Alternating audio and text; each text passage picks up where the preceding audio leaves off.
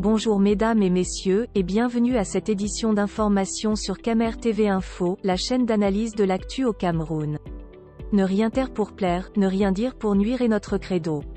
Voici pour commencer le titre de cette édition.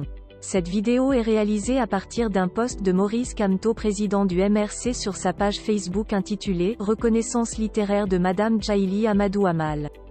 Mais avant de détailler l'intégralité de son contenu, veuillez prendre 3 secondes pour vous abonner à nos pages Facebook Camer TV Info ou sur YouTube Camer TV Info. Un like pour une souscription à nos médias pour ne rater aucune de nos futures publications est fortement conseillé. Voici la teneur du post dans son intégralité. Reconnaissance littéraire de Madame Djaïli Amadou Amal. Notre compatriote Djaïli Amadou Amal fait une fois de plus honneur au Cameroun.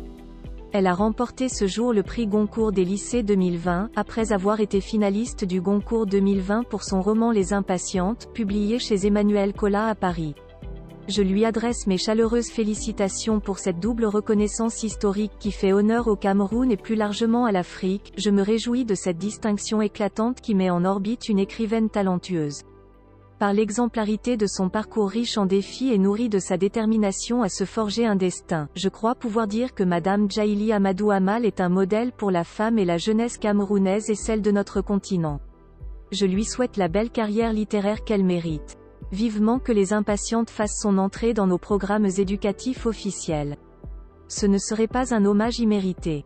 Quelques réactions des internautes, comme un symbole, la dernière phrase veuille que nous pensions à introduire dans nos programmes scolaires, des auteurs issus du pays. Cela ne s'appelle pas que la reconnaissance, mais la prise en main de son destin. Vive le Cameroun libre et indépendant, Christ. Le Cameroun me dépasse, vivement il y a un président chargé de signer seulement les décrets, et dans la pratique au terrain de la fonction présidentielle c'est plutôt un autre président. Le silence de Monsieur Biya Paul ne nous aide plus. Ce Maurice Kamto est en train de montrer qu'il maîtrise la situation sans même besoin d'être à étoudi. Bravo président. Avec vous le Cameroun peut penser à un lendemain meilleur, Romuald. Merci président d'être à l'écoute du peuple.